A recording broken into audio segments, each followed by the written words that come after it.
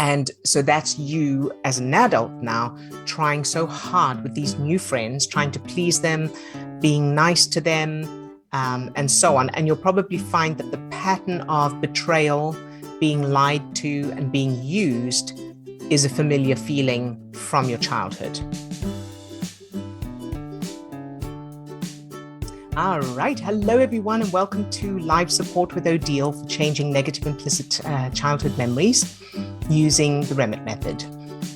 So we've created this forum for those who've watched our YouTube videos or read our book and need personal help with using the techniques to get changes, but aren't in a position to do one-to-one sessions. So if you're new to the Remmert Method, be sure to check the links in the description of this post, and of course check the links there as well for details on getting help for yourself during these sessions. So today our first question is from Specichle. Specichle asks, she says, my first question is, why, when we place high importance on something, it seems so out of reach, but when we stop caring, it sometimes happens effortlessly. Then she says, this then leads to my next question, how to stop making it a life or death situation by placing such high importance on it, such as saying that if I don't get into a relationship, I'll never be happy, and just focus on other things such as happiness and let what you want come to you. And then she says, looking forward to your thoughts on this and thank you in advance. So thank you for the questions, Specichle. So answering your first question first, there are two main reasons that results can seem so out of reach when we place such high importance on them, and then those results can often come effortlessly when we stop caring. So the first reason is that depending on how we feel when we put high importance on those results, in other words, what chemical cocktail is being produced, the brain and the body may be going into a stressed state, probably going into a stressed state. So for example, if we feel like we have to get those results or else, that will be pumping stress chemicals into the system. And one of the effects of those stress chemicals on the brain is narrowing your focus on the danger. And that means we're effectively closed off to any other options and solutions and opportunities. So we're not seeing all of the options, all of the possibilities that could lead us to the outcome we want. And part of that state is, of course, blood draining from the prefrontal cortex, where we do our cognitive thinking, to the back of the brain. And that means we're unable to think clearly and strategically and logically. So all of that can affect our perception, our ability to see opportunities, our judgment, our decision-making, and our willingness to take certain actions. And all of that will, of course, affect the results that we experience. On the other hand, when we stop caring and are no longer fixated on the importance of that result, the level of stress chemicals is not as high, and the brain is not as laser focused on what we think is the only way to get those results. And so then it allows for more flexibility and more openness and access to opportunities, creativity, ideas and solutions we weren't able to see when we were in that stressed emergency state. And an analogy for this, and this is from an article I wrote about years ago when I experienced this for myself. If you imagine you're in a room and there's a window with bars on it, and you really want to get out of that room and be free. So you put all your focus on trying to break those bars. And as you stand facing the window, on the floor next to your foot, you find a saw. And so you try sawing the bars, and that doesn't work. And so you look around on the floor where near your feet again, and you find a crowbar. And so you use the crowbar, you try using that to bend the bars, but you can't bend them, or you can't bend them enough to get out. At least maybe they bend a little bit or whatever. So you still can't get out. So you keep trying to find ways of getting through those bars by focusing on the bars. And then finally, you become despondent and you feel like you're never going to get out You're never going to get through the bars. You'll never get out of this room. So you go and you lie down on the bed. And as you're lying there, you notice a key hanging on the wall opposite the bed. And you discover that that's the key that unlocks the door. And you walk out of the room, which is a lot easier than trying to get through the window. But because you were so focused on the problem and the problem that you could see, that was, in your vision, the door was behind you. So you're so focused on the problem in front of you, the problem that the bars are standing between you and freedom, and that's all you could see, and that you hadn't even thought to look elsewhere until you were no longer laser focused on the bars and the window. And that came because you lost hope and you went, well, there's no point. I don't care anymore. And that's when you were able to see something else. So hopefully that helps to describe why that happens. And then to answer your second question, which was how to stop making it a life or death situation by placing such high importance on it, such as saying that if I don't get into a relationship, I'll never be happy, and just focus on other things such as happiness and let what you want come to you. So there are two main parts to this answer. The first is finding the childhood references that prove that you have to have a relationship. You have to be in a relationship, whatever that means to you, in order to be happy. And changing those references in order to be changing those references so that they prove that you can be happy without a relationship, and that a fulfilling, fun relationship is a bonus and not a necessity. And also making peace with the worst case scenario. So to find out exactly what it is that's at the core of this belief and this pattern. So let's do the second part first. So ask yourself, what's the worst that can happen? So let's say, worst case scenario. So let's say you never have the relationship you want, or maybe any relationship. What will happen then? What will you do? What will happen? So you mentioned that you won't be happy. So now, considering how you feel is created by chemicals inside you and not by anything or anyone outside of you, it's literally the chemicals in your own brain and body, whether you have a relationship or not, can't actually physically change how you feel. Those chemicals are, of course, in response to experiences with people and events outside of you, but they still only happen inside you. And that response is determined by just two things. Firstly, the childhood references that give meaning to those experiences, and then secondly, where you're putting your focus in the moment. So ask yourself what it means to not have a relationship. So if you don't have a relationship, what does that mean in general, and what does it mean about you specifically? So I'm going to give you an example from my own experience as well. So in 2016, I'd been single for a long time, and I had taken my, I'd made peace with maybe I'll never have another relationship, and that's okay. So I certainly had no intention of getting married again.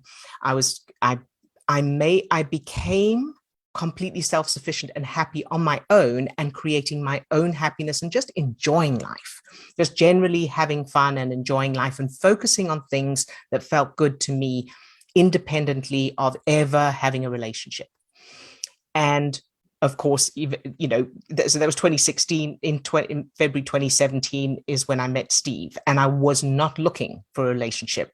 We happened to be in the same place at the same time. And of course, I wouldn't have been attracted to someone like Steve with my old references, because he didn't fit into that paradigm from my childhood. So that's how I know this is so important, to let go of, I have to have a relationship, or I have to have money, or I have to live in a particular place, or I have to have, particular business or work, or anything outside of you. So create the state inside you first, and then you will automatically be drawn to the circumstances and the people that will be in alignment with that new state of, the new self-image and worldview. So back to the worst case scenario. So if you weren't going to have a relationship, and this goes, as I say, for whatever a person wants, money, a specific career, health, whatever it is, if you were not going to get those results, let's say that was a given, that you're not going to get it. So if that's what's going to happen and it's beyond your control, then so you don't have any control over that. That is going to happen or not going to happen. You then have a choice of, you can't have a choice of whether that happens or not, but you do have the choice of how you experience that situation. So you can keep whatever meaning has been assigned to it for now, now because of your childhood and stuff. And you can keep, you can keep the meaning that's been assigned to it now, and that feels bad, with all of the negative feelings and the thoughts that go with it, and you can not enjoy your life, and you've got those results anyway, however you're feeling. So you can stay with bad feeling, or you can find a way to enjoy what you do have. In other words, you can focus on your power to create the feelings of happiness inside you by focusing on things you love, things you enjoy, things you find fun, and things that are within your control. And of course, the new childhood memories that support that way of living. And the interesting part of that is that once you're doing that, you'll probably, like I did, you'll probably meet the perfect person who will be in alignment with that new version of you. So I hope that answers your question. Thank you so much for asking it, because I know that it will help others, because it applies not just to relationships, but to any results that someone is hoping to achieve. Of course, let me know if you need more suggestions on it, or if you need clarification on anything. So thank you, Spasihle. And the next question is from Bogiswava. So Bogiswava asks, says, I have a problem with people when they become my friends. Most of the time, when I make a friend, I become the used one, or they are not honest with me, or they lie to me, and then I'm very disappointed because I never thought that they could do this to me, because I am nice to them. I give them as much as I can from my heart, and then I find out I've been used again. How to avoid this, or what should I change, or what should I do with it? This time I promised myself that I'm not going to make any friends ever again, because I don't need this. I was feeling sick for 3 days, and still I'm thinking about it because it hurt me. I worked so much on myself, and still people hurt me. I thought this time would be different, but I was wrong. So first of all, Bogiswava, I'm so sorry that you've been experiencing that, but I'm glad that you asked for help with it. And also, I know, thank you for asking in this forum, because I know that you're not alone. There are others out there who experience the same kind of pain, as far as dealing with other people and feeling used and so on. So our experience of other people, including friendships, just like our experience of everything else, is based on our childhood references, and mainly those experiences with our parents. So there are two main parts to this. Right now, as you come into contact with people, your brain is noticing certain clues and comparing those clues from those people to your implicit childhood memories. And if there are unconscious clues that someone is going to treat you in a certain way that's in alignment with those childhood experiences, then the unconscious part of your brain is then triggering feel-good chemicals that cause you to be drawn to that person. On the other hand, if you come into contact with someone who wouldn't treat you that way, who would treat you well, and so your brain is then comparing the information coming from that person. So micro expressions, tone of voice, gestures, clues in certain things that they may say or they may not say. The unconscious part of your brain will then not produce those feel-good chemicals, and you won't feel drawn to that type of person, that particular person. So this is how the brain keeps us in alignment with the implicit childhood memories that are forming the structure of our self-image and worldview, without our conscious awareness. So we're not consciously aware of what's going on, of course. So That's the first part. The second part of it is that as you encounter these people and you start building these friendships, your brain is referring to those childhood references and then triggering a chemical response that creates the same feelings from childhood. And those feelings affect your choices, your responses, your reactions, and your decisions, and your communication, and everything else that's involved in this relationship, these friendships. So from what you shared here, I would say that the child in you is still trying to get her parents to love her and treat her with kindness, compassion, respect. She's still trying to feel safe and secure. And so that's you as an adult now trying so hard with these new friends, trying to please them, being nice to them, and so on. And you'll probably find that the pattern of betrayal, being lied to, and being used is a familiar feeling from your childhood. So there are two parts to the solution, rather. So first of all, the goal is to feel completely happy, safe, and fulfilled on your own without needing anyone else. So even if you never have any friends, that you can feel happy and complete on your own, and you can enjoy your life, doing things you love, having fun, and focusing on your own fulfillment. And feeling the power of that, so that you want to be in a state of empowerment rather than, well, I'll make do on my own. This is a feeling of power. You don't need others. You have everything inside you that you need to enjoy your life. So then any friends you make are a bonus and not something that you need, and you're not relying on them. So doing this will also mean that you'll start to find that you're drawn to a different type of person, and a different type of person will be drawn to you as well.